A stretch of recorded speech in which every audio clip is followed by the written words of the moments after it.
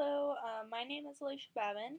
I'm going to give you a presentation today on my youth eighth races experience. I'm sorry that I couldn't make it. I had some other things come up, so I decided to make a video. Hopefully this will answer some questions that you guys might have and give you some insight on my experience throughout the years with this program. First off, a little background on me. I have been involved with horses my entire life, and I've always loved racing. I've done a lot of work mostly in the thoroughbred industry though, so going from thoroughbreds to quarter horses, especially when it comes to conditioning and training and the way that they travel, has been really different for me. I've definitely learned a lot throughout the program, and so I'm very thankful for that. Um, this is my ninth year in the Valley View 4-H project, and it'll be my final year. So I'm pretty happy that I got to go to nationals for this experience too. It helped me quite a bit to get to know what I really want to do. I'm hoping to have a career in racing someday. I'm more into the breeding side of things. I really like the genetics and the bloodlines that comes out of it. So let's get started. I've done the regional racing experience in Boise at LeBois Park for 3 years now. It's been great every year. I don't really know if I change much. I think this last year was definitely the best. We stayed at a hotel overnight, so we had the days split into two instead. So we were all a lot less tired. We got to know each other better, and I think it made it more fun for everybody. Let's see. So we had the same speakers. They went over the management, the betting systems, how the whole track runs. And then we also got to be with trainers and go into the racing office and learn how they run things there because it's different than what you'll see outside on the track. I think that they actually are better speakers now than what they were the first year I did the program. And I think it's due to the program being older and they're starting to realize what they can do and what they can teach us and how involved we like to get with things. And I think it's fantastic because I've learned more this year than I have before. It's like the older the program gets, the more they're willing to get involved with us. So I had the pleasure of working with Mark Hansen at the regionals this year, and he was absolutely fantastic. I think he's the best trainer that I've had throughout this experience, and he taught me quite a bit. His program is different than any other program, and I found that quite interesting. He doesn't contract with different owners. He actually contracts all with one owner, and what he does is have the horses that he trains in the winter on the farm, that he goes and stays at this owner's farm. He trains their horses, and then in the summer when it comes to racing season, he will take them to the track, and those are the horses that he runs. He has two of his own, and one was the pony horse, and the other one is just an old horse that he runs a couple times a year, and the rest of the time it's just his ranch horse. And so having only one owner and working for one owner, I feel like would be a lot easier than having multiple horses from multiple owners. But it's definitely not a normal thing in this industry. We got to go out to the track with him, and he ponied his horse out there. We watched the horse work out and run, and he went over the way that the times work in the conditioning book. Inside the barn, we got to take the horses out and watch them be on the hot walker and see how playful they really are. We had the pleasure of washing the horses and grooming them and learning how to wrap legs also. And the wrapping legs thing is definitely interesting. He taught me one way and I learned another way when I was in Iowa. So he was fantastic to work with. He taught us quite a bit. His program was different. And the owners that I've worked with before they're a little bit more old school. Mark is pretty young, and so he's been around it his entire life. His dad trained, but he had a different way of doing things than these older trainers do. He was really helpful when it came to understanding the conditioning book. It's something that I think you really need to look at and to understand. And he taught me quite a bit about speed indexes as well, which is something that came in really helpful when I went to Iowa. Um, so, um, his barn has all hot water, so the horses are pretty spoiled, and I thought that was awesome. And let's see, other than working with the trainers, we got to be with the track management. We went to the racing office. It was one of the first things that we did. We learned how they put horses in their post positions and what horses win to the race. So with the system that they use, they draw the P's out randomly and select a card randomly, and that's where the horse is placed. And I think that's a really, really good way of doing this because it takes out anything that would be unfair about it. And we also got to see the way that the stewards run their jurisdiction. So it was different. It's a lot like a court system, but with 3 judges instead of 1. And I find it interesting because you can take it from the track level all the way up to the national level in court. And so it's like any other court system, but it starts at a small little room on a track. We got to go to see the racing stewards, the announcer, the track manager, and a jockey in the jockey's room. The jockey's room was cool. It's always been awesome. I don't think anything could beat my first year there when we actually were in the room with about 15 other jockeys, and we ended up sitting and talking to them for about an hour. Really got to know them, and some of them still remember us from years before.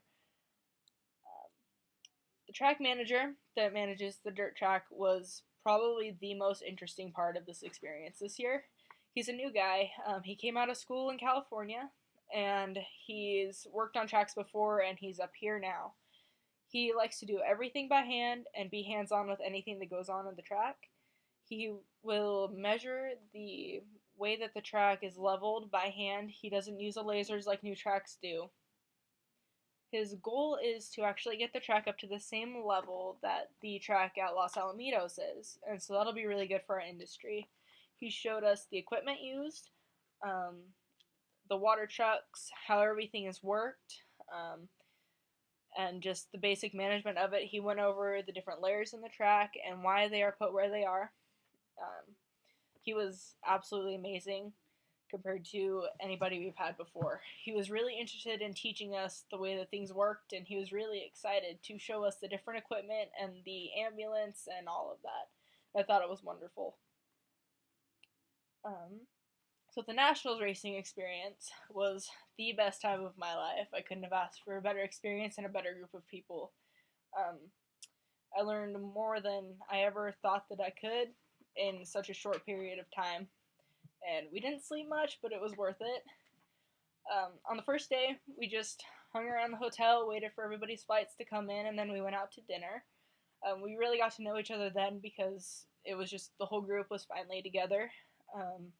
It was really awesome. There were 11 girls and 1 guy, so I don't think I've ever seen that many girls get along as well as we did for that length of time. I think it makes the experience a lot better when you're going with people that you don't know, because it's a whole new start and there's nothing to it that's going to be cliquey or cause problems, and it's awesome because you are stuck with people you've never met and you build relationships that actually last for quite a long time. The second day, we had a few hours to meet our trainers. We went to the barns and spent the morning trying to navigate about 50 barns before we found our trainers. I worked with Bill and Lori Harris, along with my barn partner, which was another kid from the group. He actually had a horse in the barn that he had trained, and so that was really cool being able to work with that horse, because he knew everything that had happened with this horse from the day it was born, and it actually helped me learn quite a bit about racing, because when you have somebody that's grown up with a horse compared to a person that trains it for a couple years of its life, it's really, really different. Bill and Lori had 10 horses in their barn. They usually have about 20 but it's at the end of the season. Um, they do everything on their own. They have one stable hand, but they won't hire anybody to pony their horses or jockey them. Laureate actually rides all of their mounts, except for in a race, of course. Um, so I found that interesting because a lot of people actually hire somebody to do it for them. So the first day, Bill and Lori don't usually show up until a little bit later when chores are done. So we had the barn hand actually show us the normal daily routine.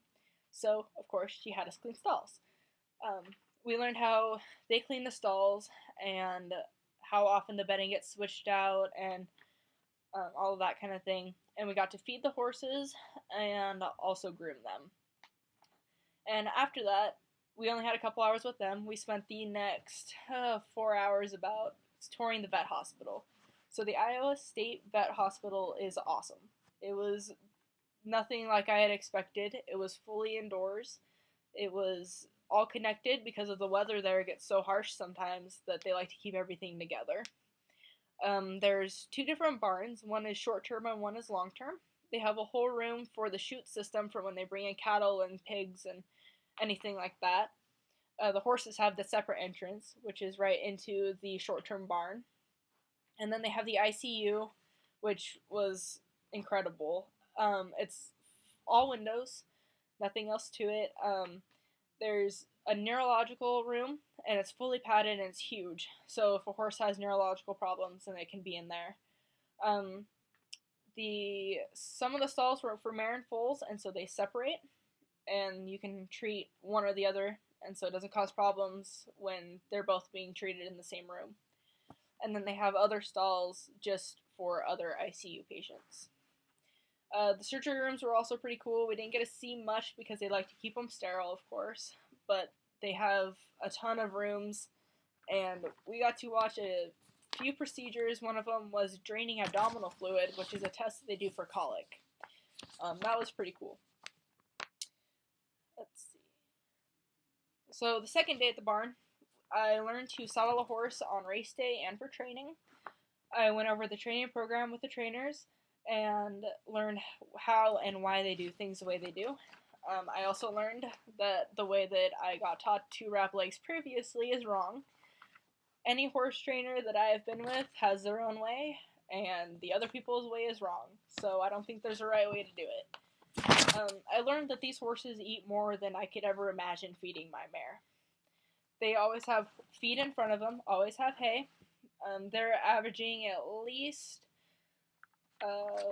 5 flakes of hay a day, and 3.5 coffee canfuls of grain. And you wouldn't be able to tell that they eat this much because they're all pretty skinny. But for the most part, every horse goes on the hot walker in the morning, and they all get to play and get it out of their system, and only a few go to the track. The ones that go to the track are the ones that will be starting to race. They usually don't take the horses that have ran before out to the track very often, only if they need to do a time trial to qualify for a certain race. I got to wash horses, walk them, put them on and off of the hot walker, and groom them and clean a lot of stalls. So we attended a luncheon for the owners and the trainers, and then we also attended a breakfast for the AQHA Racing Commission. We learned a lot about the way that the legislature is now with the drugs in racing. I found that interesting. A lot of people actually have problems with certain drugs being in the horses and not being allowed in the horses during race day. There were a lot of people asking questions about bute and why it's the way that it is. And there's only one drug, which is Lasix, or Salix now, that is allowed on race day, and that's been causing some disputes amongst some of the trainers. So we went to the races 2 nights in a row, Friday and Saturday. The first night we spent in the steward's office and watching the photo finish. Photo finish was cool. There's a guy up above that actually is yelling what the finish is to the guys down below, and then those guys are yelling it to the stewards. The way that the photo finish works I find interesting because it's such a small camera and it's like a video recorder, but it's not a video recorder. So watching it being built on the screen was really cool. And then the challenge races were that night, on Saturday, and we got to go see the races and be in the paddocks with the horses that our trainers had running. Mark Hansen was actually there, so he came and found me, and I got to be in the winner's circles with him and be in the paddock with him, and I thought that was really cool that he remembered who I was. And then there was also the chance for scholarships. We had 3 people gain a scholarship, and the one guy in our group got the sportsmanship award, which you can't blame him. He had put up with 11 girls for 4 days. And then we went home the next day. We went to the hotel, got back about midnight, and hung out for the entire night. I don't think anybody slept. And then Sunday morning, we all flew home. This is a program I really hope that I can get involved with myself and pass on my experience to other people that are going to be participating. It was awesome, and I cannot thank those people that were involved in making it happen enough. I would love to get involved and share what I had experienced because it was awesome. Once again, I'm sorry for not being able to make it. Please let me know if you have any questions. You can email me or call me, and I can answer those for you. I will talk to you all later.